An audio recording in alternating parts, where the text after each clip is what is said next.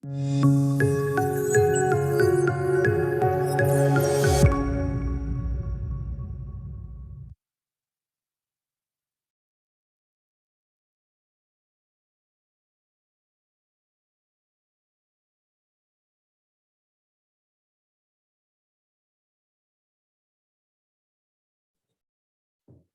bueno, buenas tardes a todos y a todas. Iniciamos hoy otro módulo del curso sobre protección de datos personales y su incidencia en el accionar sindical. En el día de hoy vamos a ver el módulo 6, medios de vigilancia y control en el ámbito del trabajo, el fallo López Ribalda y otras versus España. Y les recuerdo que el próximo módulo, que va a ser el 7, es el límite a la intromisión del empleador en la intimidad del empleado o empleada, el fallo Eduardo Marcelo López UTE contra Gobierno de la Ciudad de Buenos Aires sobre amparo. Les pido a todos los que se vayan participando y accediendo que en el chat pongan su nombre y apellido de manera clara. Así podemos ir emitiendo los certificados. Los certificados de este curso, dado que tiene una extensión de 8 módulos, los vamos a emitir al final, y en cada uno de los certificados que reciban van a estar en los módulos en los que han participado, de manera sincrónica. Aquellos que no han podido participar por las razones que fueran, recuerden que tienen un mes para acceder al curso a través de nuestro canal de YouTube. Entonces, si les parece bien, le paso la palabra a Lucila. Hola, ¿qué tal? ¿Se me escucha bien? Bueno, primero muchas gracias a la FES por darnos este espacio. Hoy vamos a continuar, hoy daremos 3 fallos, uno que quedó de la clase pasada, que lo dará Agustín, que es Eduardo López con Gobierno de la Ciudad, ustedes lo conocen seguro, de UTE, que es aquel caso donde el Gobierno de la Ciudad quiso imponerle a los empleados que den sus datos personales de cuentas de Google para que habilite el trabajo como docentes, ¿no? Entonces uno podrá preguntarse, ¿es esta una medida proporcional? ¿Es ajustado a derecho que el empleador pida datos personales para habilitar el trabajo? Y en relación a proporcionalidad también tiene que ver el fallo que voy a dar yo, que es de la Corte Europea de Derechos Humanos, como vimos en la clase anterior de Barbulescu, de la misma Corte, que habla de la proporcionalidad, digamos, si se puede o no la utilización de videocámaras en el ámbito laboral, si tienen que ser visibles u ocultas. Y en este mismo fallo también se presenta lo que es el Consejo Europeo Sindical, y trae una duda y pone, digamos, en tela de juicio qué es lo que sucede con este aumento de las nuevas tecnologías, si aumenta el riesgo a la intromisión de los derechos de los trabajadores, y la exposición de estos. Bueno, que un poco también lo vemos en el fallo que va a hablar Agustín, y en el fallo que va a dar Eliana, que se llama Gutiérrez con Industria Seco, y ahí podríamos preguntarnos si existe o no alguna posibilidad de medida de control del empleador para con los empleados que no sea tan intrusiva o que avasalle los derechos. Bien, a mí me toca hoy esto, como les comentaba, el fallo de la Corte Europea, y les traje un Power. A ver, acá.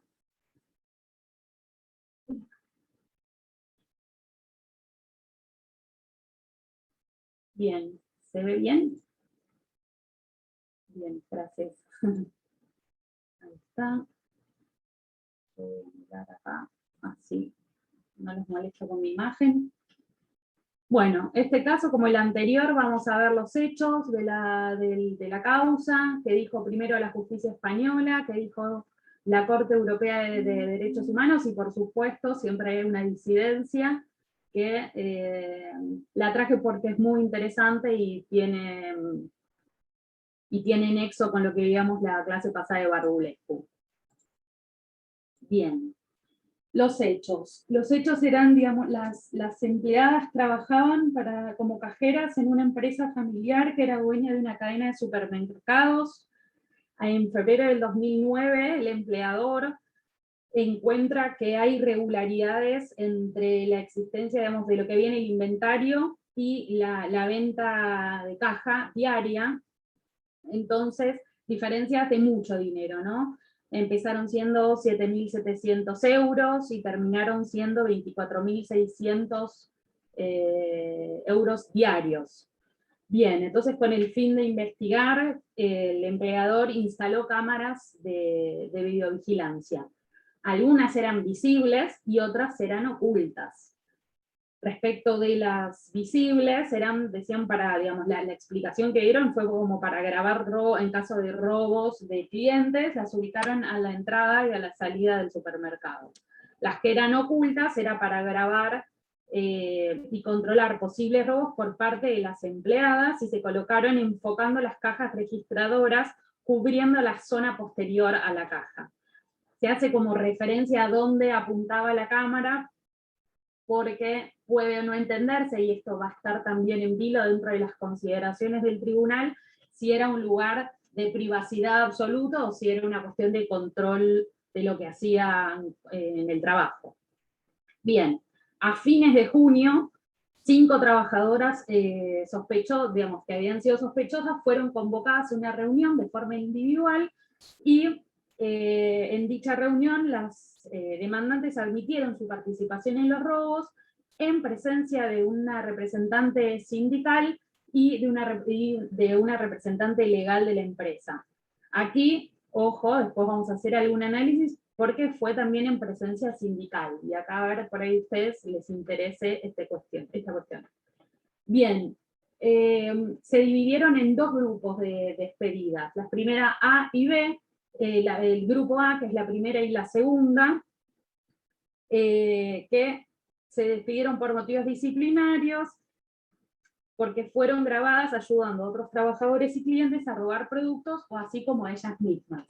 Y el grupo B, que es la tercera, la cuarta y la quinta empleada, los motivos fueron los mismos, sin embargo, se les hizo firmar un acuerdo transaccional por el que se comprometían ellas a no demandar a su empleador por un despido improcedente, y a la vez que el empleador se comprometía a no denunciarlas por robo. Bien, entonces el 22 de julio, la primera demandante del grupo A, aquella que no firmó la transacción, presentó una demanda por despido improcedente ante el juzgado social. Vamos a ver que en España hay 4 instancias. Esta es la primera.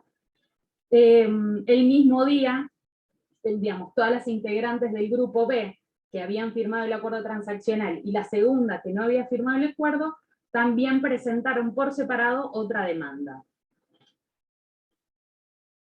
En el marco del procedimiento, ambas demandantes se opusieron a la utilización de la videovigilancia, alegando que ésta había vulnerado su derecho a la protección de la intimidad. Y el juzgado de lo social constató en ambas sentencias, en especial en relación a las demandantes del grupo A, que la utilización de videovigilancia, esto es muy importante, encubierta en el lugar de trabajo sin conocimiento previo, se ajustaba al artículo 20 del Estatuto de los Trabajadores. Yo aquí lo puse como en qué norma se basaba el empleador, pero no dejemos de ver que es el Estatuto de los Trabajadores. Que permitía a un empleador aplicar las medidas de control y vigilancia que considerase apropiadas para verificar que un empleado cumple con sus obligaciones laborales, siempre que el empleador respetara la dignidad humana.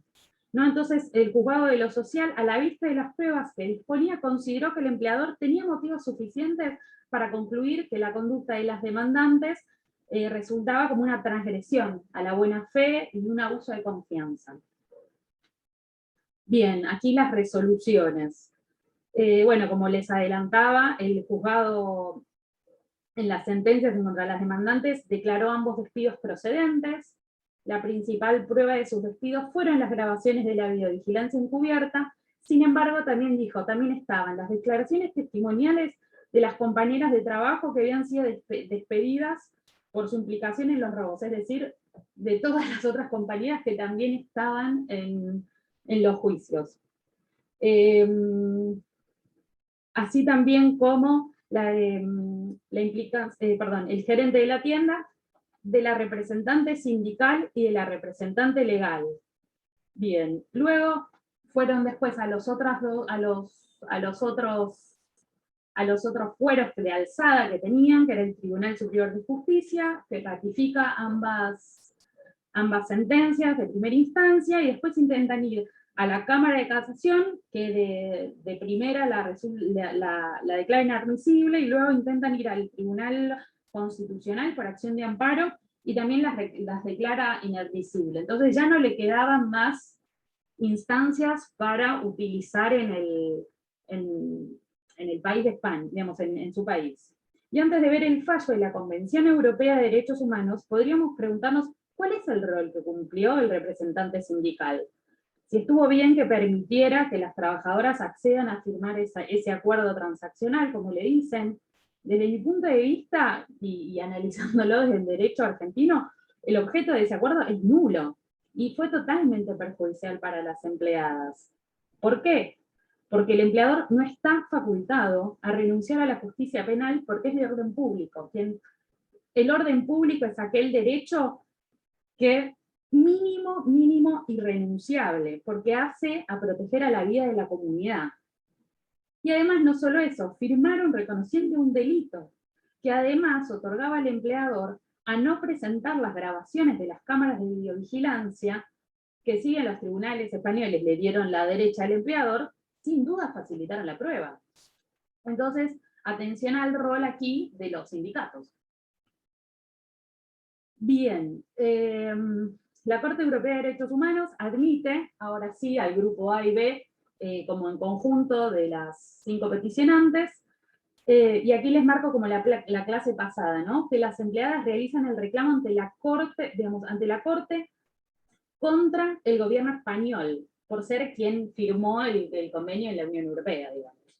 Entonces, al momento de analizar el reclamo, la Corte divide su análisis en 2 cuestiones principales. Primero, lo que refiere a la protección de la intimidad con la instalación de las cámaras de videovigilancia ocultas y su no notificación de esta situación, y segundo, analiza si es procedente de esta Corte juzgar la viabilidad o no de la prueba que surge de las videocámaras. Bien, entonces, en lo que refiere a la primera cuestión, las empleadas alegan 4 puntos.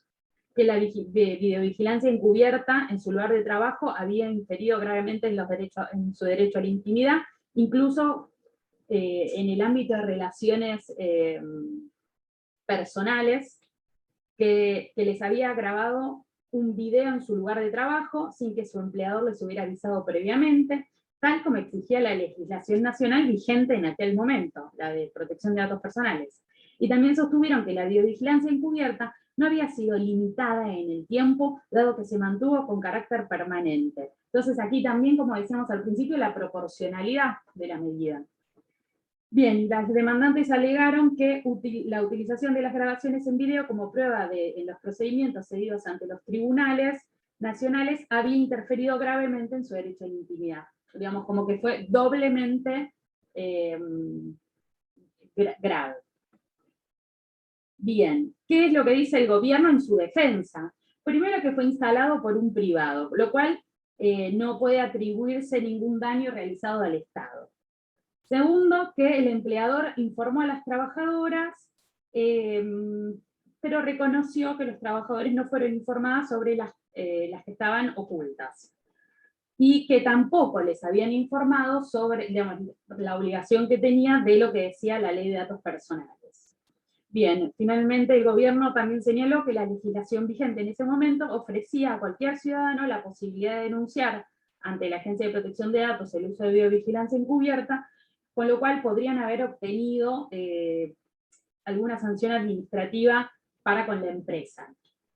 Pero bueno, ellos eso lo dicen como esto podría haber tenido una solución antes. Bien, y acá venía lo que les decía de la Confederación Europea de Sindicatos, en calidad, digamos, interviene en el juicio en calidad de tercero, y expresa su preocupación por el hecho de que los estados podrían no proteger suficientemente la intimidad de los trabajadores en el lugar de trabajo, y esto que les comentaba al principio respecto de que están aumentando los riesgos para la intimidad derivados de las nuevas tecnologías. Y que por esta razón se ha desarrollado protección internacional, protección europea de los derechos humanos, y en el sentido de que, con independencia de la cuestión del tratamiento permitido de los datos personales como tales, la persona o personas afectadas deben ser informadas, y aquí remarcan de nuevo lo del consentimiento. Bien. ¿Qué dice el tribunal? Primero, el tribunal señala que la videovigilancia encubierta de un empleado en su lugar de trabajo debe considerarse como una importante intromisión en su vida privada. Aquí les da la derecha. En consecuencia, considera que estas medidas afectaron la vida privada de las empleadas.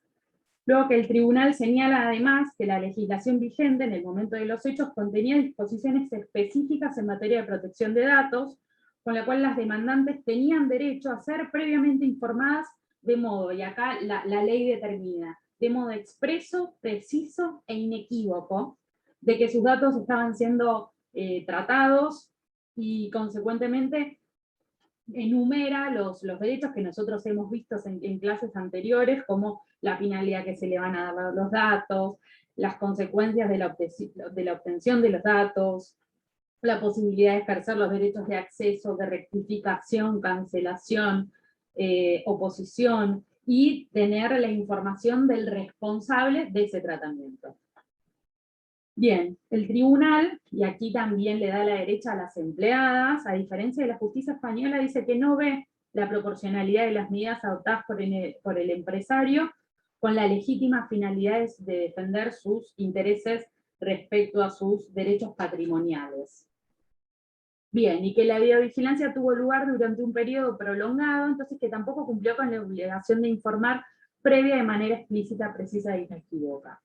Bien, y a pesar, dice, de que el Estado tiene un margen de discrecionalidad, el tribunal concluye en el presente caso diciendo que los tribunales nacionales no alcanzaron un equilibrio equitativo entre el derecho de los demandantes a respetar su vida privada, con lo que decía la legislación en ese momento, versus el interés del empleador en la protección de sus derechos patrimoniales. Bien, respecto de la segunda cuestión de fondo y de la admisibilidad de las cámaras y de los acuerdos transaccionales como prueba en los juicios ante los tribunales españoles, las demandantes tercera, cuarta y quinta también alegaron que el acuerdo transaccional en el que se habían basado la equidad de sus despidos no debería haberse utilizado como prueba, yo creo que ahora un poco tarde, puesto que habían sido firmados bajo coacción sobre la base de las grabaciones. Claro, ellos dicen que si la voluntad es discernimiento, intención y libertad, no había fallado la libertad. Entonces aquí el tribunal observa que las grabaciones no fueron las únicas pruebas en que se basó el juzgado para declararlas, y que los principales elementos de prueba en apoyo de la procedencia de su despido no solo fueron las grabaciones resultantes de la vigilancia encubierta, sino también las declaraciones testimoniales, como dije antes, de la compañía del trabajo, del gerente, de la representante sindical y legal. Entonces, el tribunal declara que la utilización en el procedimiento del material grabado en secreto no se opone a las exigencias de equidad garantizadas por el convenio sobre lo que está siendo juzgado. Bien, respecto a la validez de los acuerdos transaccionales, observa ausencia de cualquier signo de coerción y corrobora en la vista del representante sindical, y acá es lo que yo les decía antes, corrobora en la vista del representante sindical, y así como representante legal de la empresa que participaron en dichas reuniones. Bien, para que sepan, la Corte no le otorga daño material, que lo solicitaron, digamos, por el tiempo que dejaron de cobrar el sueldo desde el despido. Sin embargo, sí les da daño moral, pero en menor medida de lo que habían solicitado. Bien, y aquí, en disidencia el fallo del juez de Dobb, que lo traigo porque habla un poco del fallo Barbulescu que vimos la clase pasada. Bien, dice que el juez, digamos, se aparta del principio del resto de la corte de admitir daño moral y reconoce que las cámaras eran ocultas, pero no en ámbitos privados de los trabajadores. A diferencia de Barbulescu, que como vimos la clase pasada, donde efectivamente se leían conversaciones privadas. No sé, las cámaras no es que estaban en la entrada del baño, o que apuntaban a su celular, o a nada privado, digamos. Esto es lo que dice de Dobb. Establece que hay una delgada línea entre proteger el derecho a la intimidad de los trabajadores y el derecho a la defensa patrimonial del empleador, y sostiene que para los despidos se utilizaron tanto las cámaras ocultas como las que estaban a la vista, que eran complementarias, que no podría haberse usado, digamos, como única prueba las ocultas, porque la imagen se completaba con las que estaban a la vista. Bien, que no se puede utilizar una garantía legal de los trabajadores para consagrar la impunidad de un delito, en este caso el robo, y que los hechos ocurridos pusieron en grave riesgo el giro comercial del empleador a hacer un robo muy importante para las características de dicho comercio. Bueno, esto es, voy a dejar de compartir. Esto es lo que nos trae el fallo respecto de la proporcionalidad. Le da cierta, en lo que es a la intimidad, les da la derecha y los apaña, sin embargo, con un límite respecto del daño material por algunos, yo creo, errores que cometieron al momento del despido.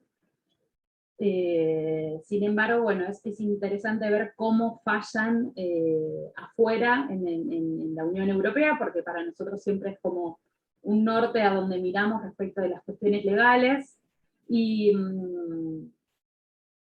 hay fallos parecidos aquí, que les traemos parecidos y en disidencia para que ustedes puedan tener un amplio espectro de lo que se puede argumentar.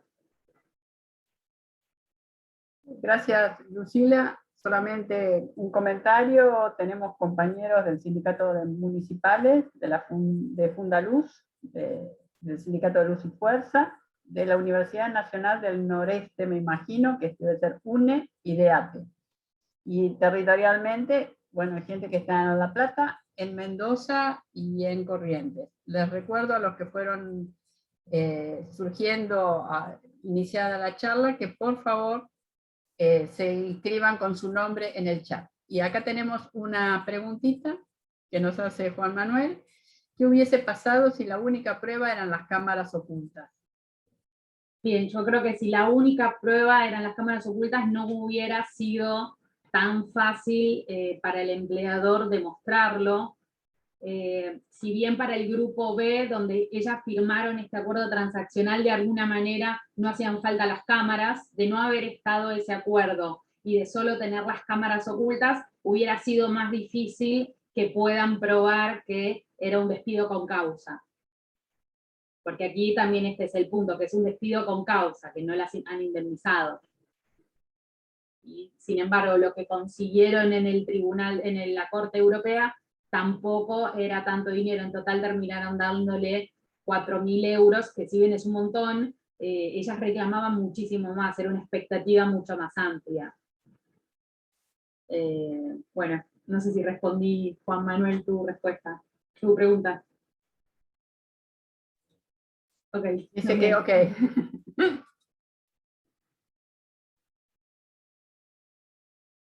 Si no hay ninguna pregunta más, continúo yo con el fallo. Adelante. Bueno, buenas tardes a todos. En la misma línea de lo que viene exponiendo mi compañera acerca de la pronunciabilidad de los derechos de los trabajadores, lo que voy a hacer ahora es los mismos conceptos, explicarlos en un caso argentino, en un fallo de hace un año más o menos, de la Cámara Nacional de Apelaciones del Trabajo. El fallo se llama Gutiérrez Fernando con Industria Seco, es un despido La idea de comparar estas circunstancias es que, como siempre les hablamos, como recién comentaba Lucila, que la legislación argentina se nutre en más de una oportunidad de la normativa vigente en el ordenamiento jurídico europeo, se ve receptada aquí en nuestro país en diversa legislación. En diversa legislación. Particularmente, la irrenunciabilidad de los derechos de los trabajadores está en el artículo 12 de la Ley de Contratos de Trabajo. ¿Por qué hacemos hincapié en esto? Este artículo no tiene únicamente que ver con los derechos que refieren a los datos personales de los trabajadores, pero sí los comprende. Seguramente al momento de ingresar a un trabajo y luego al momento de recibir cualquier tipo de equipamiento tecnológico, se firmaron términos y condiciones, el trabajador firma términos y condiciones que le otorga su empleador con respecto a estos equipos, los software que tienen instalados, qué medidas de control y de vigilancia tienen estos software. Bien. El derecho laboral es una rama del derecho privado, sí, pero tiene la protección del derecho público, toda vez que al estar el artículo 14 bis en la Constitución, goza de la protección del orden público. Entonces, cualquier cosa que un trabajador firme por debajo de de la ley de contrato de trabajo o de cualquier otro convenio colectivo que sea superior en cuanto a beneficios al trabajador, es nulo. El fallo del que yo voy a hablar ahora, Gutiérrez, con Industria Seco, es un despido, repito, es un despido que no tiene más de un año, es de las sentencias del 1 de junio del 2020. Ay, perdón. Las sentencias del 1 de junio del 2020. Resumo más o menos los hechos del fallo. Es un empleado, la empresa Industria Seco es una empresa que se dedica a la comercialización de bienes y servicios para el consumo eléctrico. Era un empleado jerárquico que trabajaba en el área de comercialización. Ingresa a trabajar con el año 2011. Cuando ingresa a esta empresa, se le otorga una computadora, se le otorga un usuario para acceder a un sistema que le llamaban SAP, un sistema que usaba la empresa para desarrollar todo tipo de tareas, y al momento de ingresar se le hace firmar tanto un convenio de confidencialidad con respecto a la información que iba a manejar esta empresa. Estamos hablando de una empresa grande, una empresa de casi 100 años, con casi 1.500 empleados. Se le hace firmar un convenio de confidencialidad en el que se le comprometía a no divulgar la información que tenía acceso. Se le explicaba que dentro de ese sistema, de ese software al que iba a ingresar de la empresa, únicamente iba a tener ingreso a la parte que correspondía a sus tareas específicas, y que la clave que le iban a otorgar era intransferible. No podía usar la clave de otro compañero, ni prestar su clave bajo ningún punto de vista. En el año 2011, cuando en tareas de mantenimiento y de seguridad del área de informática, detectan que desde la computadora que se le había otorgado a este empleado, se había realizado una fuga de información. Con esta fuga de información como motivo del despido, se lo despide sin causa, por lo cual el empleado demanda y termina perdiendo el juicio de despido. ¿Qué es lo interesante?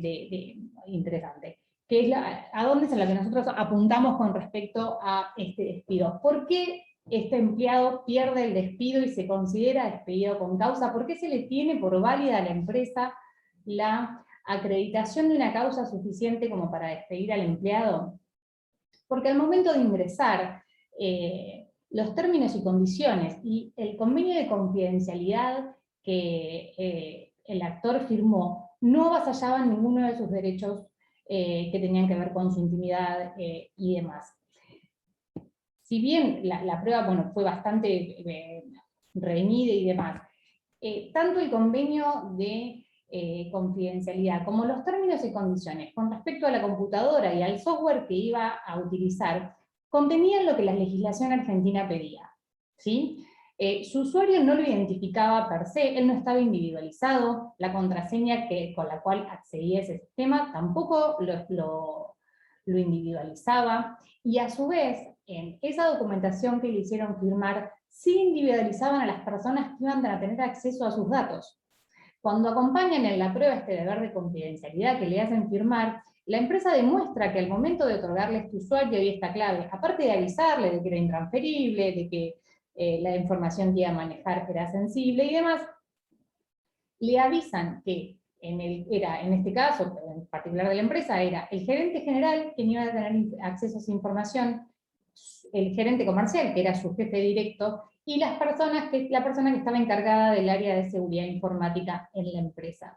De hecho, también acompaña en la documental una circular posterior, de un año y poco más, posterior a la fecha de ingreso de este trabajador, porque había cambiado su jefe directo, había cambiado el gerente comercial, y le estaban informando que ahora era esa persona, con nombre, apellido y DNI, el que tenía acceso a sus datos. Bueno, al demostrar el acceso desde la computadora de este empleado con una clave que no era su propia clave, era la clave que le había pedido una compañera, y al haber demostrado que se había descargado esa información, se configura esta fuga de información comercialmente sensible para la empresa, y lo despiden sin causa. ¿Dónde es que nuestra ley pide este tipo de requisitos, ¿sí?, para que estos sistemas de control y de vigilancia sean válidos a la hora de ser ejercidos por parte de los empleadores?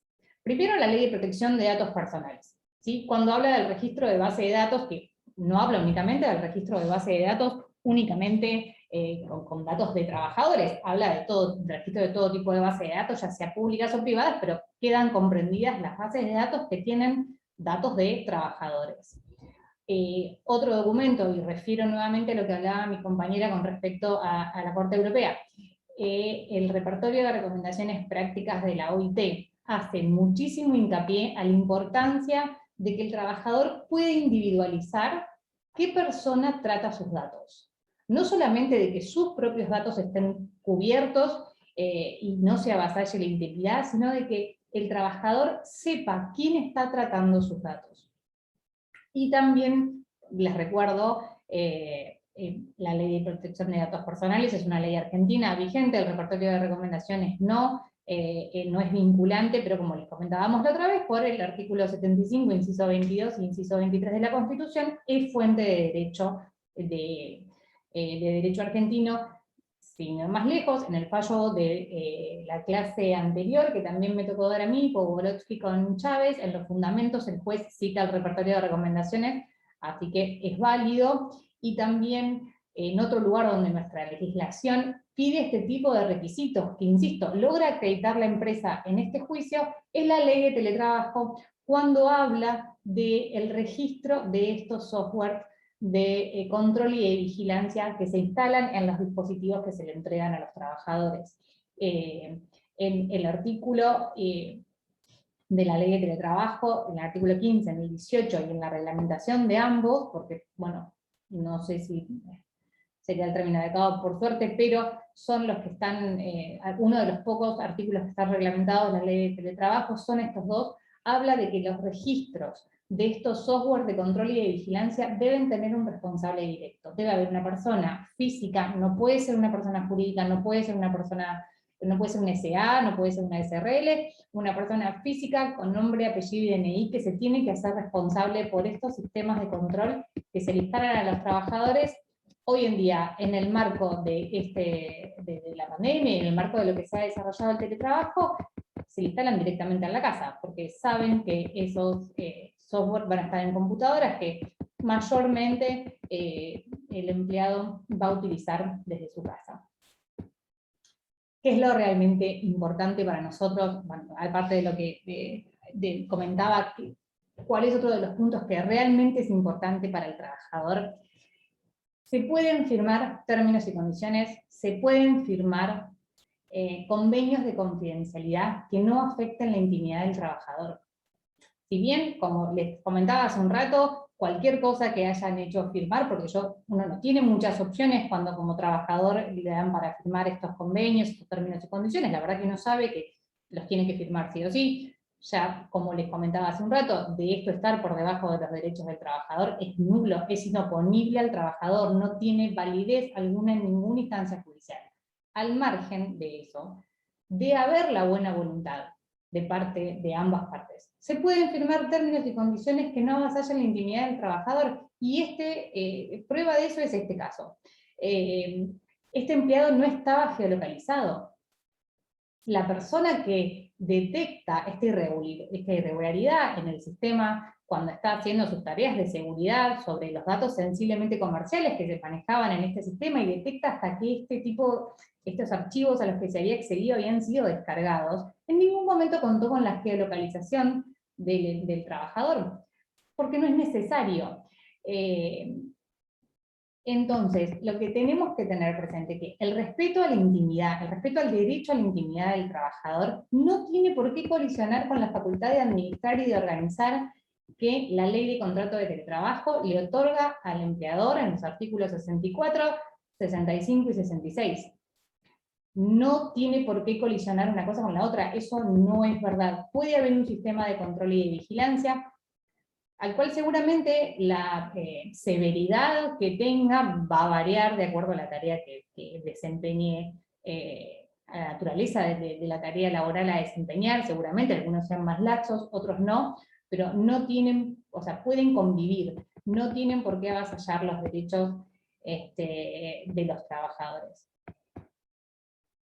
En ningún momento se identificó al empleado, en ningún momento se lo individualizó, por el contrario, era él el que sabía quién sí podía hacerlo, eran contadas las personas que podían hacerlo en la empresa, y él lo sabía, estaba al tanto del nombre, el apellido y el DNI de estas personas. Entonces, de cara a lo que nosotros venimos hablando en cuanto al escenario del teletrabajo, y esta oportunidad, que yo sé que no es concreta, que sé que no es real, que sé que de ser real es difícil, que no son negociaciones completamente pacíficas, pero sí teniendo en cuenta que es el escenario que tenemos, es el escenario hacia el que vamos, y cuanto mejor preparados estemos, mejor. Esto es lo que se tiene que tener en cuenta para pedir a la hora de estar en estas negociaciones. Obviamente también se pueden pedir en la instancia judicial, pero no es lo ideal. La idea es que, tanto en la instancia que propone el artículo 15 de la Ley de Teletrabajo y su reglamentación, tanto en la instancia que propone el artículo 18 y su reglamentación a la hora de inscribir estos sistemas de software y vigilancia, como también en la resolución 10 del año 2015, en la que se registran los sistemas de videovigilancia, se tienen que pedir este tipo de límites con respecto a los derechos del trabajador, por sobre todo los derechos que hacen a su intimidad. No sé si hay alguna pregunta, quizás hablé un poco rápido, ¿quieren que repita algo? Eli, ¿cómo estás? Ante todo, mil disculpas, pero por un incidente me costó llegar a tiempo a mi casa. Que, si se me permite, Agus, luego cómo están, quería hacer una pequeña observación de lo que dijo Eli para ver un poco más la centralidad de esto. Al principio de estas reuniones, esos encuentros organizados por la FES, señalamos como un punto de inflexión la ley de teletrabajo y su artículo 15 del decreto reglamentario que señala Eliana. Y algo interesante es que han pasado 2 años casi ya, o van a sucederse 2 años en marzo próximo, desde el inicio de la pandemia y de lo que damos en llamar nosotros una eclosión digital acelerada. Y que a partir del decreto reglamentario, como ya hemos mencionado acá, los sindicatos tienen la responsabilidad de auditar las tecnologías, lo cual, vamos a ser francos, al momento de la sanción de la ley es una figura un poco, si se quiere, como una deferencia política, es decir, que los sindicatos iban a tener participación en el establecimiento del sistema, pero nadie había consultado con los gremios si tenían capacidad técnica de hacer efectivamente esas auditorías. Y esto es interesante porque hoy en día, según cómo está planteada la ley, sea por acción o por omisión, los gremios están auditando. Es decir, o están auditando y concediendo, porque efectivamente auditan y analizan los sistemas y sus términos legales y la estructura y la arquitectura del sistema y dan el ok, o por omisión la cosa se deja seguir corriendo, pero, digamos, se cumplen ciertos formalismos de decir que se dio lugar a esa auditoría, lo que es falso. Digo esto porque desde el punto de vista técnico, informático, es muy complicado deshacer una aplicación, deshacerla, o sea, hacer un laburo de, vamos a decirlo así, como de una pericial informática. Pero también es cierto que no es tan complicado hacer un trabajo de análisis respecto a los términos legales que vienen embebidos en la herramienta de la tercera parte. Y que están ahí, pero que es cuando aparece el dedo rápido que ve mucho texto en el celular y es como va ahí al fondo a tocar aceptar y pasa. ¿Sí? Que eso, leerlo de la entidad gremial, en lugar de que tengan que leerlo los trabajadores y trabajadoras, es posible que muchos de los problemas se denuncian en esa capa.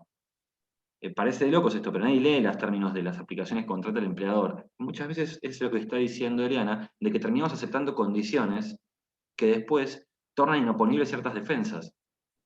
¿Sí? Esto tanto en los contratos que obligan al trabajador al momento de aceptar la prestación laboral, o inclusive cuando el empleador presenta una nueva herramienta de trabajo bajo la cual exige a los trabajadores que suscriban un acuerdo, etc. ¿Sí? Y esto lo digo y reitero mis disculpas por el inconveniente de personal que tuve, me complicó llegar acá. En relación a una consulta que nos hicieron durante nuestro último encuentro, que fue hace ya 2 semanas, porque hubo un feriado en el medio, que había acá una joven, una mujer, que elevó una pregunta que me pareció espectacular dentro de los marcos sancionatorios de eso, que estaban sancionando a trabajadores de seguridad por una herramienta. No sé si se acuerdan el resto de las chicas y Agus, ¿sí? Que nos preguntaba, y que está buenísimo que surjan que empiecen a surgir esos casos, que van a surgir mucho más, ¿sí? Porque al momento de una sanción, es el momento donde tenemos la mejor forma de entrar para averiguar qué es lo que tiene el sistema, por el tipo de esquema que genera un proceso laboral cuando hay una sanción de por medio. Y nos quedamos charlando con Agus sobre esto después, y me olvidé pasar una notificación que es, ante cualquier problema de sanción en base a uno de estos tipos de problemas de que la parte patronal consiguió la información por intermedio de la tecnología y demás, por favor contacten a Mónica que nos pone a nosotros a disposición, porque son casos que a nosotros nos parecen súper, pero en serio, no en serio Mónica lo digo, cualquier persona, cualquier gremio que tenga conocimiento de sanciones o de amedrentamientos a trabajadores por intermedio de información que solamente se podría haber conseguido, o que apareció información, digamos, de algún lado que no entendemos bien de dónde y miramos al celular con desconfianza, por decirlo de una forma, por favor contacten a Mónica y a la gente de la FE, pues esos casos son los que necesitamos hoy en día para hacer de punta de lanza, o si se quiere como punta de ovillo para descender este camino que se plantea en los tiempos que corren. Y los casos sancionatorios son perfectos, y cada vez va a haber más de eso. Perdona, no sé quién continuaba, yo caí, me había olvidado. No, de hecho, Tommy, la charla que tuvimos con este caso. continúo Perdón, yo. pero ya que me Sí. metieron en el medio de esta Yo sinergia te metí. sindical y ustedes, muchas gracias. Para un viernes a la tarde relajado, está buenísimo saber que cualquier cosa me hablan. Pero desde ya mi mail está a disposición, ahora se los mando en el correo. Será un gusto hacer esta interconexión entre el análisis sindical y el grupo de Sindigital. Pero me parece, digo, para redondear, tengo la sensación de que estos problemas a veces los estamos pensando solamente con las aplicaciones del teléfono celular y por el tema del teletrabajo. Y quizás me equivoco, pero la computadora que yo tengo en mi oficina tiene cámara también. Y me imagino que los mismos software que están controlándome en el teletrabajo están cuando trabajo en el lugar real, en una PC común y corriente o en la PC del lugar de trabajo. Digo, no es que esto está por fuera, es un mecanismo de control cuando los trabajadores están fuera del lugar de trabajo. Quizás eso en el primer caso que mencionó Lucila aparecía muy claramente, este tema de que, bueno, el mecanismo de control está dentro del lugar de trabajo. En algún momento me pregunté si el tema de violación a la privacidad, luego Lucila lo aclaró, solo tenía que ver con que si la cámara está explicitada, que hay cámaras en todos lados, pero la violación de la privacidad es cuando la cámara está en algún lugar donde la privacidad debe ser resguardada del espacio público, en el lugar donde me cambio, qué sé yo, en el comedor, donde no es el espacio laboral per se, ¿no? Entonces, me parece que estos temas de vigilancia atraviesan los espacios individuales, los espacios colectivos, virtuales, analógicos, digitales, del espacio de trabajo.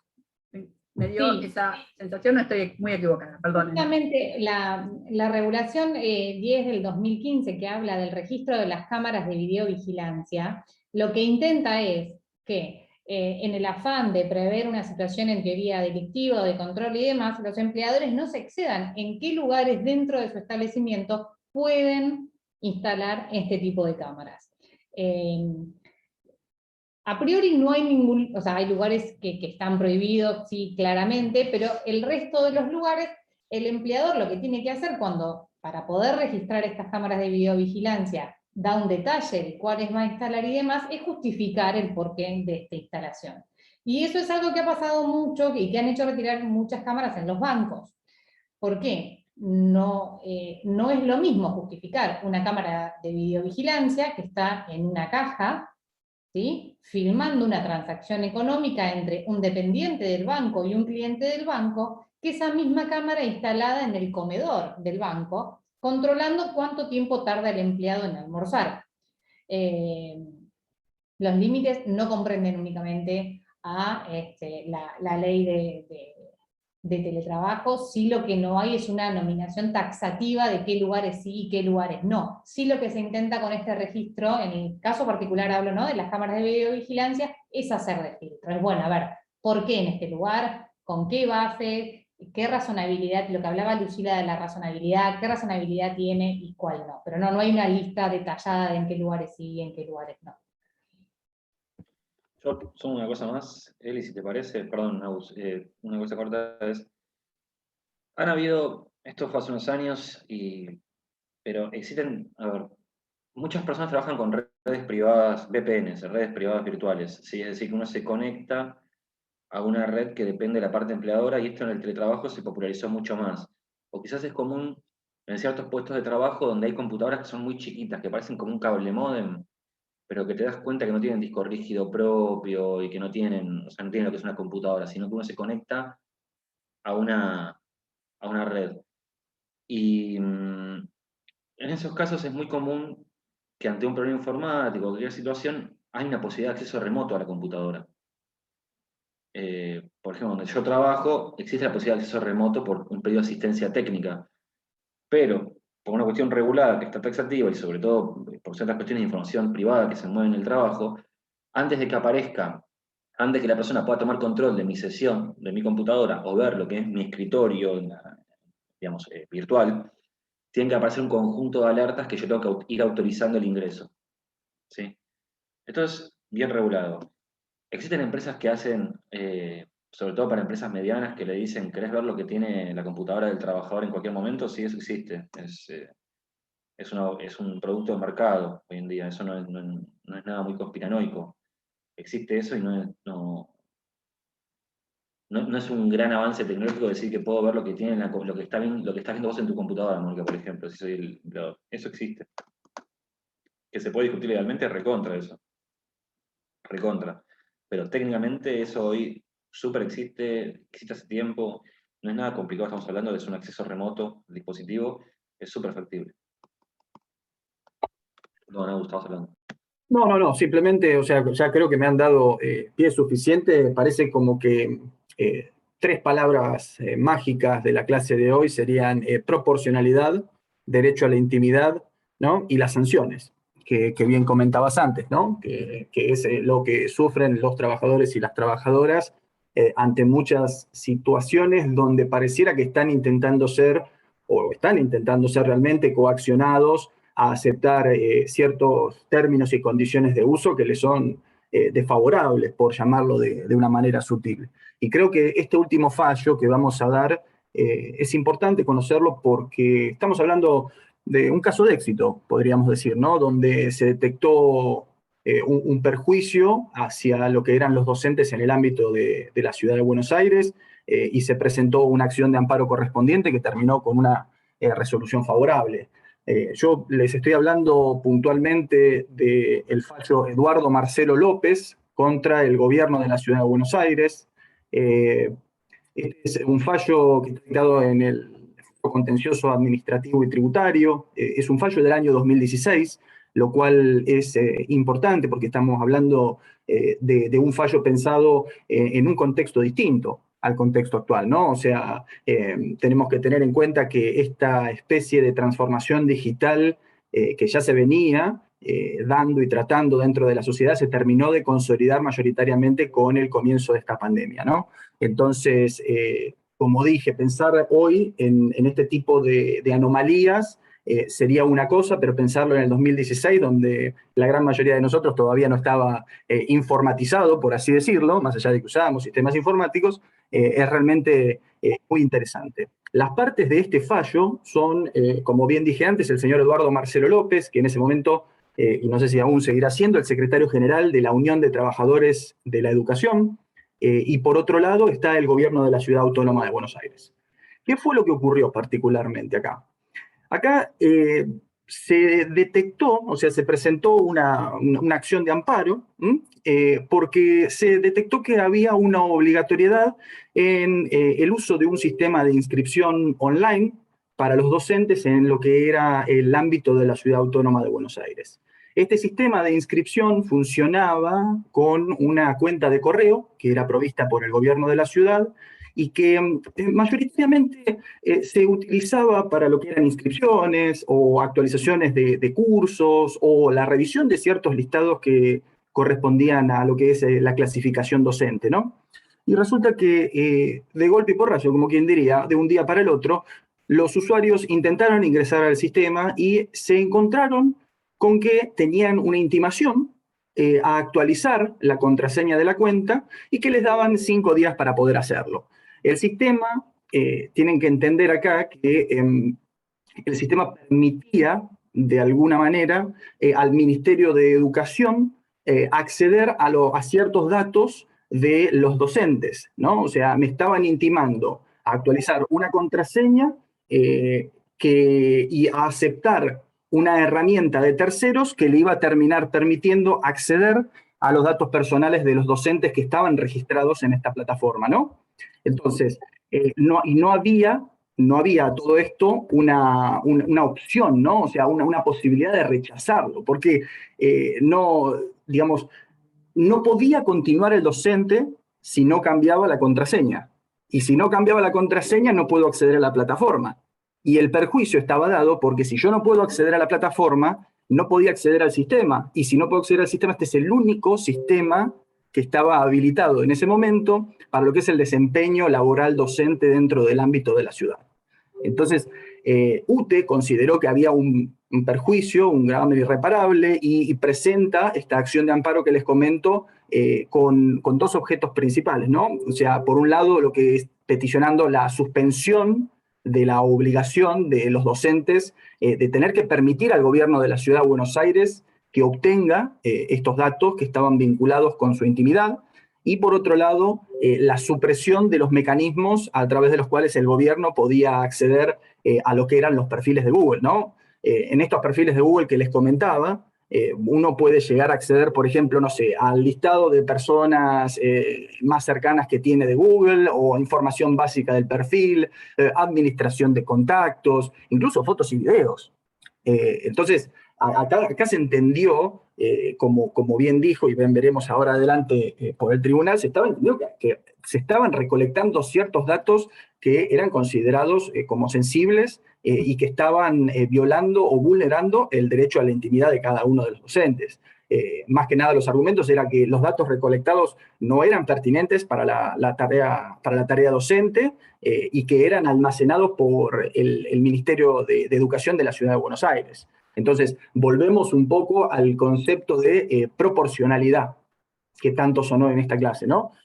¿Cuáles fueron los argumentos del tribunal? No los quiero aburrir con la normativa invocada, pero sí contarles que se invocaron más que nada la Ley de Protección de Datos Personales, y en ese momento estaba vigente lo que es la ley local de protección de datos, que era la ley que tenía la ciudad, que bueno, actualmente esta ley se encuentra vetada, y los argumentos del tribunal fue que el accionar del Estado estaba vulnerando la protección de los datos, ¿no?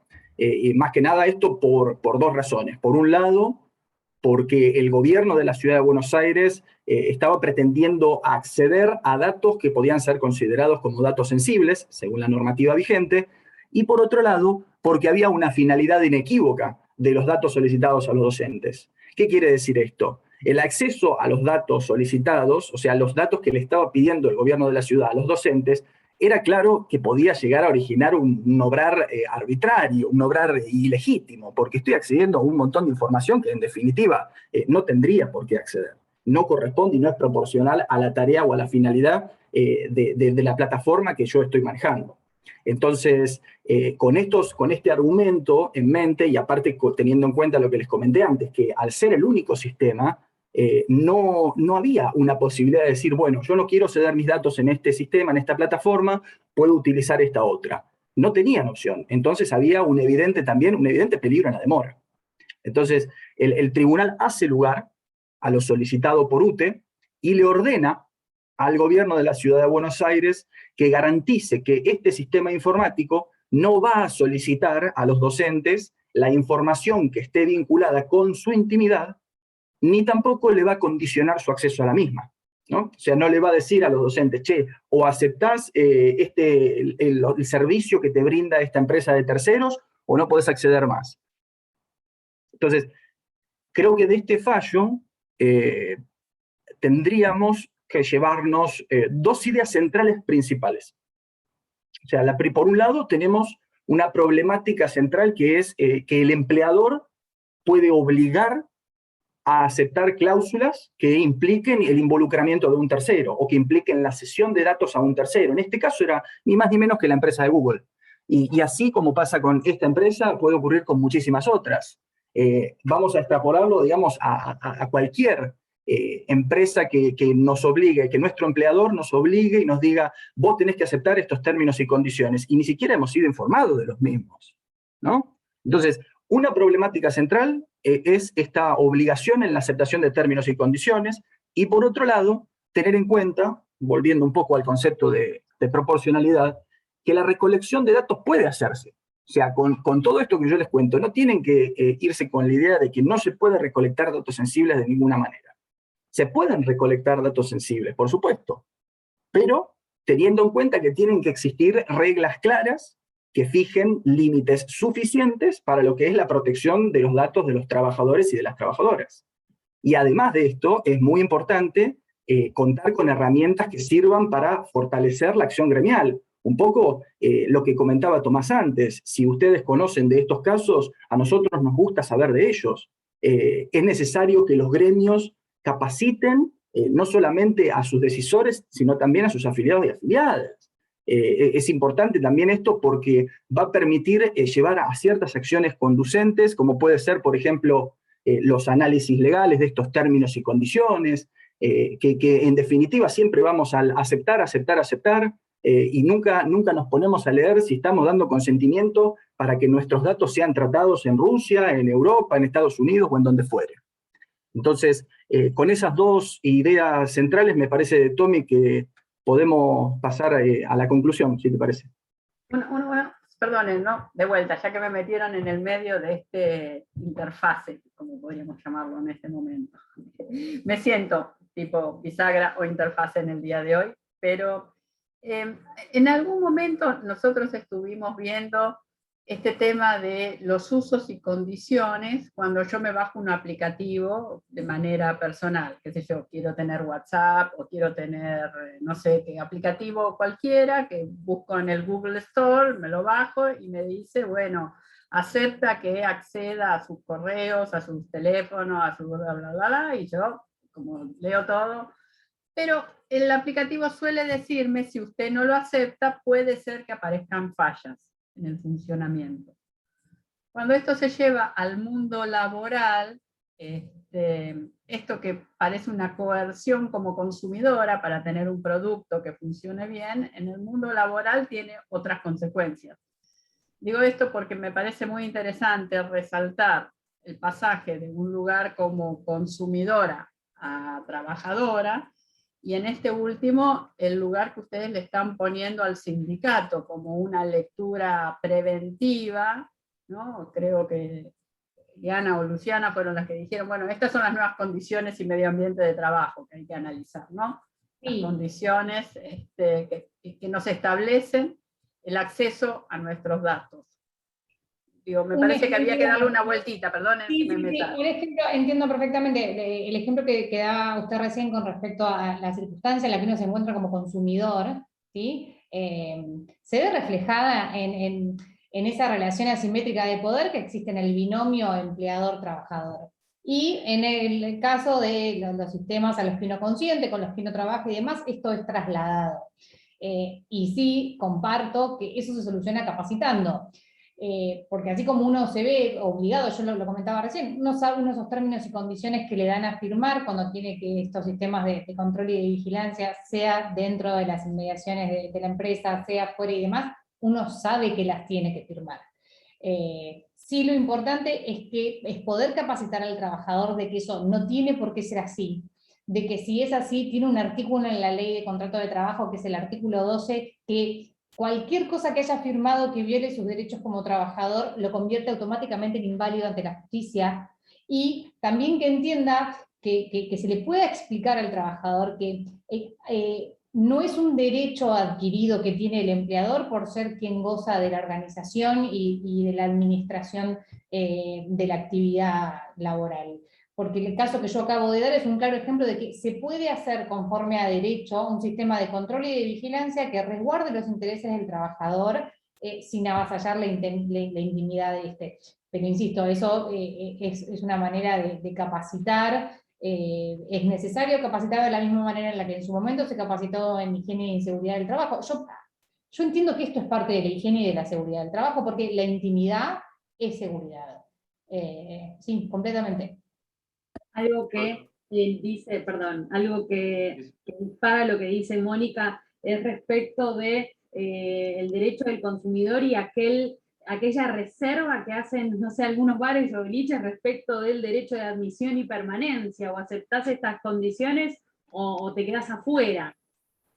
Eso ya de por sí es un factor de discriminación, pero si volvemos a lo que hablaba Eliana al principio del artículo 12 de la irrenunciabilidad de los derechos del trabajador, ahí entra en colisión, y traigo lo que hablaba o analizábamos respecto del fallo de López Ribalda, respecto del rol principal y preponderante que podrían haber tenido los sindicatos en la representación y cuidado para con los derechos previo al juicio, que si bien la presentación que hizo la Confederación Europea de Sindicatos fue atinada, hubieran podido tener algún rol más efectivo al momento del despido o al momento en donde se sucedieron los hechos que después han sido juzgados. Entonces, en ese sentido también es el rol de los sindicatos importantes de poder poner el ojo y la atención y los esfuerzos para poder proteger mejor a sus afiliados. Yo, de hecho, Lu, sumo algo al planteo de Mónica para quizás caer más en la situación que la época nos plantea, ¿sí? Desde antiguo recuerdo viejas frases de madre, padre, además, que es: una cosa es el trabajo, una cosa es la casa, ¿sí? En lo personal yo recuerdo famosas frases de mi madre: es: no te enganches con el trabajo a menos que sea para algo muy serio, ¿viste? Porque si no es como que mezclas cosas en un ámbito de trabajo. Es una famosa máxima en mi madre esa, ¿sí? Pero es decir, en la mayoría de las mentes de las personas hay una dicotomía. Se piensa que una cosa es nuestro espacio laboral y otra cosa es nuestro espacio personal, ¿sí? Y es como que uno tiene el los anteojos, el chip mental, en que son dos mundos que existen de formas distintas. Ahora bien, cuando el empleador o la empleadora entra en este bicho, que está con nosotros todo el día, está en el mismo espacio que están las fotos de los hijos, de las hijas, de la esposa, el esposo, los amantes, la amante, está compartiendo el mismo espacio que todos. Es decir, por ejemplo, si en el caso UTE, voy particularmente, gente que es más grande, con la que uno trabaja, además, si hace unos años lo hubiesen planteado que para entrar a trabajar a algún lugar tiene que compartir su agenda telefónica, pensemos en la agenda física que se usaba antes, esto es una situación de delirio, hace unos años, de me voy corriendo de ese lugar, supongo los que son más grandes que uno te van a decir, no, tal cosa. Pero básicamente estamos hablando de lo mismo. ¿Por qué? Y ahí está lo que Agus plantea de tener un estudio según el caso de proporcionalidad, porque acá es muy difícil decir una regla a priori de esto se puede, esto no se puede. Pero claramente que un empleador obligue a bajar una aplicación que entre sus términos y usos escondido tiene que va a tener acceso a la agenda de contactos, es una ventana no al futuro, es una ventana a un pasado que se entiende que hemos superado hace mucho tiempo ya. Es decir, porque estas nuevas promesas de futuro muchas veces esconden mucho más pasado de lo que pensamos. El tema es tener las herramientas teóricas para poder verlo en el momento. E insisto con esta idea, es decir, en muchos oficios, no estoy hablando de la construcción posiblemente, pero en muchos oficios, esa dicotomía entre el espacio laboral y el espacio personal está totalmente pulverizado en esto. Está totalmente unificado en esto. Ya el dispositivo disciplinario pasó a otro lugar, esto es otra forma. En el caso de Contado de Eliana, la geolocalización es como otro estadio de la situación, ¿sí? Por lo cual hace falta, mejor dicho, es imperante y va a terminar pasando. O sea, tal vez no pase en los próximos años, pero tiene que pasar lo antes posible esto, de que nos pongamos a discutir estos temas, porque si no, perdón, mi impresión es que nos van a pasar por encima. Yo soy de los que creo eso y creo fielmente en que hace falta capacitar esto y que es muy necesario para todos los trabajadores y trabajadoras. Eh, pero totalmente, Mónica. Es más, lo pondría dentro de la seguridad y higiene y lo pondría un poco más también, porque digo que esto ya también es parte de la vida privada de uno, es decir, ya es la seguridad y higiene de la vida personal también, como que puede llegar a afectar lo laboral en la vida personal doméstica de uno. Entonces, como que me parece muy buena la analogía y la pregunta, de hecho, me la dejaste pensando De más mi, todavía. de mi lado, creo para sintetizar un poco lo que venimos conversando, sepan que tienen herramientas, sepan que hay medios para poder trabajar las problemáticas que el ciberespacio nos plantea, que las nuevas aplicaciones, que la cesión de datos a terceros, o sea, estábamos hablando de fallos que son de hace un par de años, unos más nuevos, otros más viejos, pero creo que la idea principal de esto es que sepan que existen herramientas y que son ustedes los responsables de tocar las puertas y de pedirlas, porque es muy necesario esta capacitación no solo en los niveles jerárquicos de decisión, sino también en los afiliados y en las afiliadas, que son quienes en definitiva van a estar más conscientes digitalmente y les van a poder servir a los decisores y a las decisoras para poder identificar distintas vulnerabilidades que van a ir surgiendo con el paso del tiempo. Yo de hecho te agrego una cosa más, Agus, ahí que es re importante, que es, so pena de ser reiterativo, es decir, la pandemia llegó, se implantaron un montón de soluciones digitales y son muy escasos los casos que tuvimos de gremios que hicieran como se pusieron a leer los términos legales, que es lo más básico de todo, los permisos de aplicación, un conjunto de documentos que vienen con las herramientas de trabajo digital. Si me pongo de otro lado, es decir, me pongo el abogado de empleador, me paso de team, eh, para mí es una oportunidad perfecta para tirar un par de puntitos, cosa que al momento de la acción gremial a futuro, yo voy a decir, pero fíjate que la gente aceptó esto de las condiciones. Está bien que en un juicio posiblemente yo si soy la patronal digo, bueno, la tengo complicada, pero ya por no advertirlo, la parte sindical, arranco jugando con la cancha inclinada. ¿Me explico lo que quiero decir? Arranco en una posición beneficiada de mi parte, si soy el abogado de la patronal. Porque ya metí algo, ya jugué un interés que tenía para intentar hacerte claudicar a vos en la defensa gremial sabiendo que también te voy a complicar la posición argumentativa o de acción gremial específica. Entonces, eso pasó el año pasado. Quizás en este mismo sentido que ustedes están planteando, bueno, comento que se han sumado compañeros de UTEDIC, y también de Salta y Miramar, así que nos estamos ampliando geográficamente. Y aquí Aníbal Vargas les pregunta en el chat, o comenta en el chat, pero en el caso de que el teléfono te lo provea la empresa, y vos lo usás en forma particular propia, ¿te puede sancionar la empresa? Es el caso de Barbulescu, específicamente. Esos casos, lo que termina sucediendo muchas veces es que hay que analizar qué documento dio la empresa al momento de dar el dispositivo. Pero también volvemos a lo que plantea Agustín. Por ejemplo, en el caso de Barbulescu, efectivamente tenía un conjunto de correos, no, de mensajes de Yahoo Messenger. Esto es un caso viejo. Con su novio y su hermano. Y él fue despedido en virtud de eso.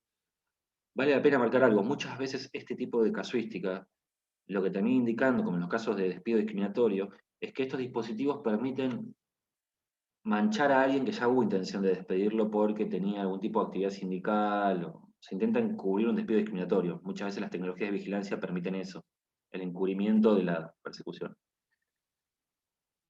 Entonces, ¿qué es lo que resolvió el tribunal en Barbulescu? Dijo caso es, por empezar, que no estaba haciendo un uso excesivo del dispositivo que le había dado la empresa, ¿sí? Pero aparte que él no había sido advertido en ningún momento de eso, ¿sí? No había ningún documento que hubiese firmado Barbulescu en el cual él hubiese aceptado ser vigilado en sus comunicaciones privadas, ¿sí?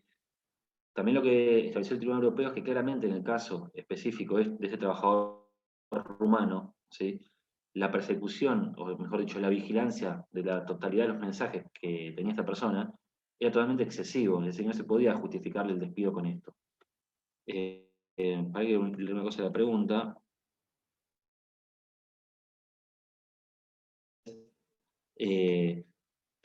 Lamentablemente te respondo una pregunta, ¿se firmó algún documento? ¿Qué documento se firmó? Sería la primera pregunta que hay que hacerse ahí. Segunda pregunta es un análisis de qué tanto es lo que estaban grabando y si tenía razón de ser que estén grabando eso todo el tiempo para el poder de contralor o de fiscalización del empleador, ¿sí? Pero la primera pregunta es si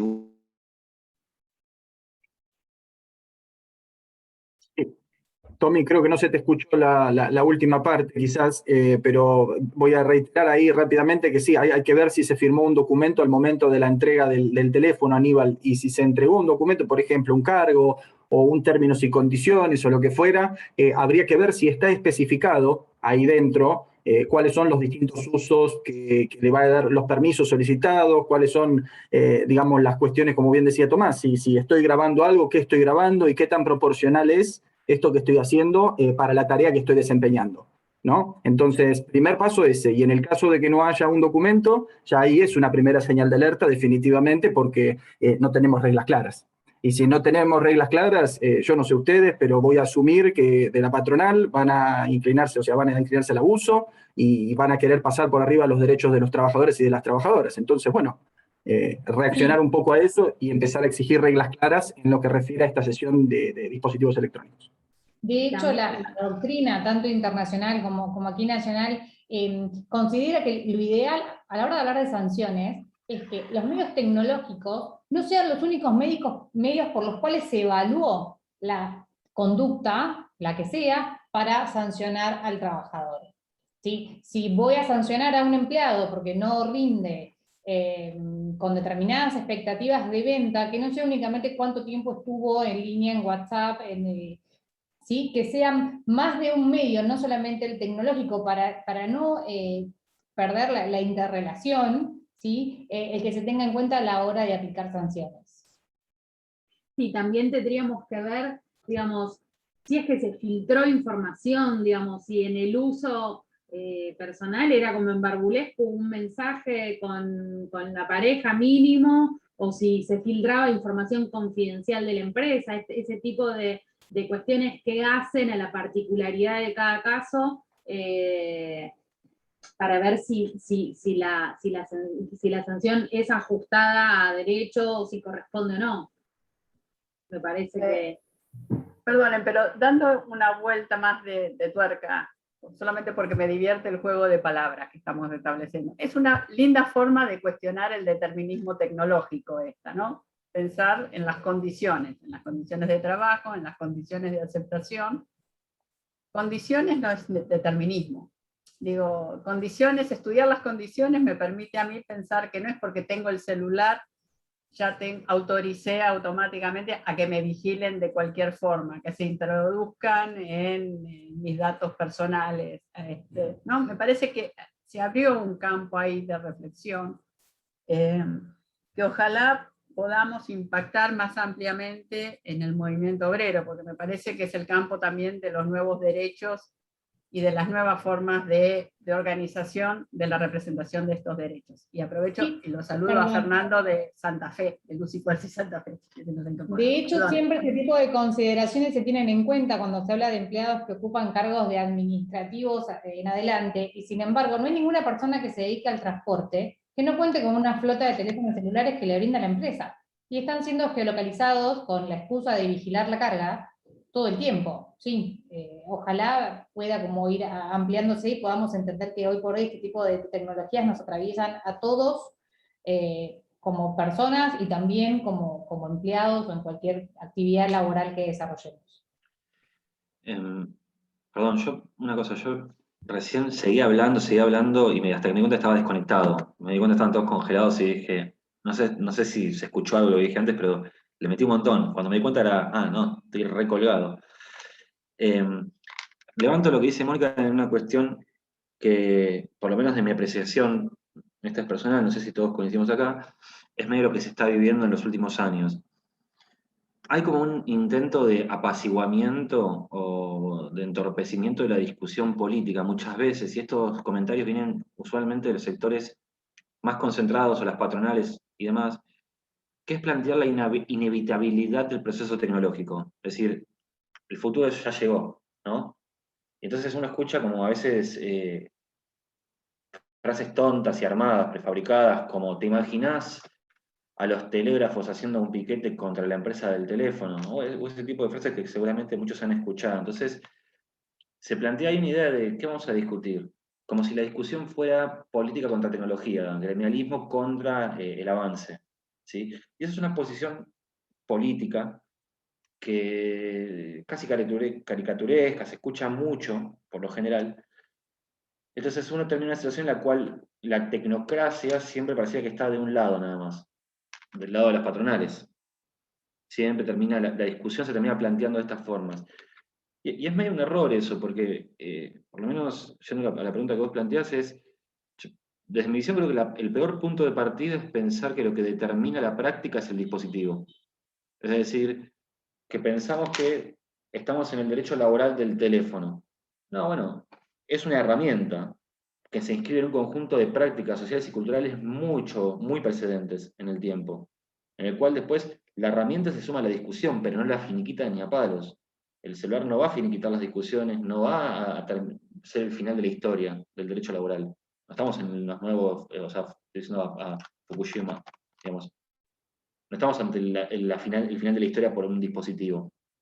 Sí hace falta, a fines de poder evitar ese tipo de debates o ese tipo de posiciones tecnocráticas, ¿sí? O tecnodictatoriales, que es otra categoría que se usa hoy en día, poder entender un poco cuáles son los elementos subyacentes a este dispositivo para poder seguir rescatando la acción gremial y la acción política. Es decir, esto no es el final de la política, el dispositivo.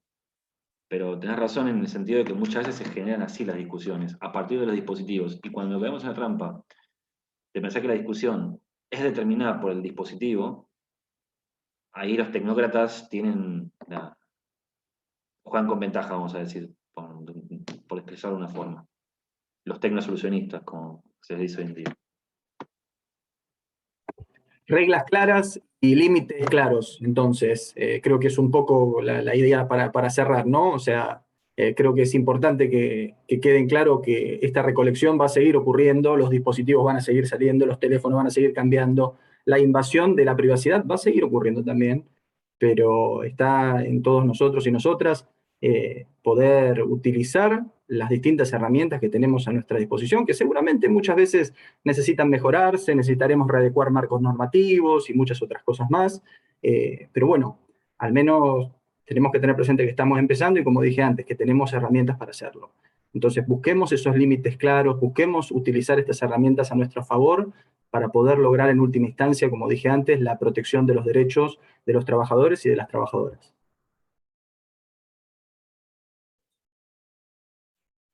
Bueno, les agradezco. Quiero saber si alguno de los participantes quiere hacer algún comentario y hacérnoslo llegar por chat. Si no, mientras tanto, me permito recordarles que este seminario sobre datos y accionar sindical va a continuar con el módulo 7 el 30 de julio.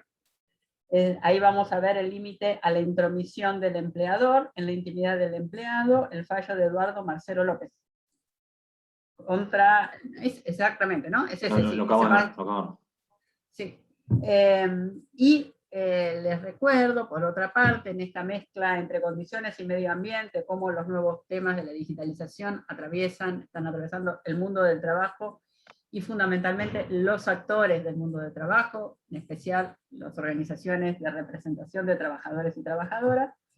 Que la semana que viene vamos a ver el miércoles a las 17 horas el trabajo 4.0 y sus efectos en las condiciones y medio ambiente de trabajo. Acá Nélida comenta que al chip lo vamos a seguir transportando, casi incorporado. Sí, yo estuve leyendo ahora sobre el tema de los neuroderechos y ya te pueden hasta leer el pensamiento. Estoy un poco paranoica en ese sentido, así que perdonen con el determinismo, pero si los chilenos lo van a meter en la Constitución, por algo será. Así que yo no me hago un scan del cerebro nunca más en mi vida, no me importa lo que pase a partir de ahora, porque creo que me van a leer el pensamiento, cosa que se llamaba paranoia cuando yo estudiaba psicología. No, acá Sofía Escazarra habla de BlackRock, el diseño del sistema, o sea, compra nuestros pensamientos, sí, nuestros pensamientos, ideas, deseos, ya no hay nada que quede fuera del mercado.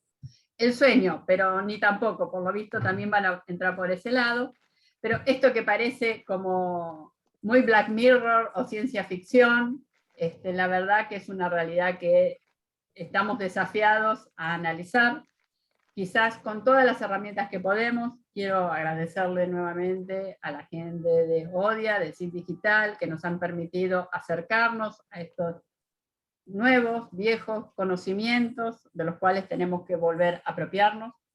Quiero comentarles al resto que yo les estuve mandando en el chat el link al newsletter Interconectadex, que es un newsletter que es muy destinado a trabajar los temas de digitalización fundamentalmente, y está destinado al mundo sindical, y ahí van a poder acceder al conjunto de herramientas que nosotros como organización, como FES, estamos aprendiendo a desarrollar en conjunto con ustedes.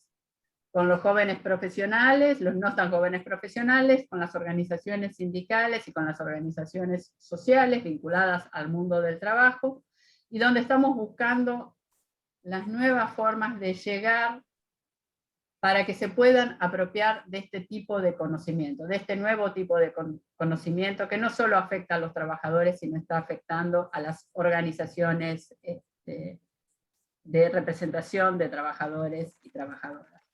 En este intento, siendo un viernes, les agradezco la permanencia, el empuje, y sepan que bueno, esto continúa la semana que viene y que somos una organización dispuestos a aprender. Así que en ese sentido, creemos que una forma de justicia social es distribuir y redistribuir el conocimiento, particularmente este conocimiento, ¿no? Aquí Nelly Dazo también, después de que lo envíes a los mails porque estoy en la calle y no puedo registrar la info. Sí, Nelly, hacelo. En general, el newsletter lo mandamos a toda nuestra base de datos, pero si me escribís, te reenvío el link para que accedas, y si no, están en la página web de la Fundación EVA. Ahí pueden encontrar todos los materiales. Entonces, a menos jóvenes argentines que quieran comentar alguna cuestión más. No, muchas gracias por quedarse hasta esta hora, pre-vacaciones de invierno, todos los partidos. Y no tener miedo, esto de la paranoia es algo que por momentos da, pero no tener miedo, porque con esto de aprender y capacitarse, uno puede llegar a tener un poco más de control, ¿no? Sí, totalmente. Antes que nos controlen, vamos a por ellos. Yo haría una cosa más, nada más, que es también empezar a apropiarse del concepto de dato como un activo político propio, para poder disputarlo. Meterse en la disputa del concepto de dato, de los datos, como un activo político que está en la puja también. Porque todo lo que estamos hablando de las paranoias, si se quiere, tengo un gran amigo que anda elaborando estos temas que dice que sea paranoico no implica que esté equivocado, siempre dice esa frase, que no esté en lo correcto. Todos esos sistemas se basan inequívocamente en poder nutrirse de información, de datos, para después generar los efectos que tanto atemorizan. Así que nada, tiene que haber un proceso de apropiación política del dato. Sí, sí, no es tecnocracia, es política. Y además, la tecnocracia no es neutra. Uno lo juega Totalmente. Siempre políticamente. Digo, no es que uno puede ser un tecnócrata con ideología. Es más, no hay tecnócratas que no tengan ideología. Puede ser que no me guste la ideología, pero acá dice Aníbal que es algo que se ve, algo que en muchos convenios no están tratados estos temas. Sí, por eso los estamos convocando para empezar a tratarlos. Es hora de empezar a tratarlos, ¿no? Y Nélida nos dice, excelente el intercambio, y a no convertirnos en una cadena de algoritmos. Gracias por, no puedo ver el resto del mensaje, vaya a saber por qué. Pero bueno. De hecho, Mónica, te digo una última cosa, lo que dijiste recién, sí, totalmente. Grandes referentes tecnócratas son tipos que, pues mira, a mí me agarrás justo con un libro acá, que es un análisis de la discursividad política de ellos, cuáles son los planteos, como Peter Thiel y demás. Sí, obvio, se presentan como tecnócratas, pero en el fondo es como que te habla un tipo del siglo XVIII, XIX, con fincas, digamos. Si desguazas un poco lo que está diciendo la persona, es un futuro que es más de un montón más de pasado en realidad, muchas veces. Así que sí, totalmente, Mónica. Bueno, por eso digo, como todavía tenemos un montón de futuro por delante, no será muy bonito, dependerá de nosotros y de las capacidades que desarrollemos para afrontarlo. Finalmente, se trata de eso. De todas formas, respetando ahora sí el derecho a la desconexión de todos y todas, les deseo a todos un muy buen fin de semana, les pido por favor que se cuiden y nos seguimos viendo. ¿sí? Muchas gracias. Gracias a todos. Buen fin de semana. Buenas tardes.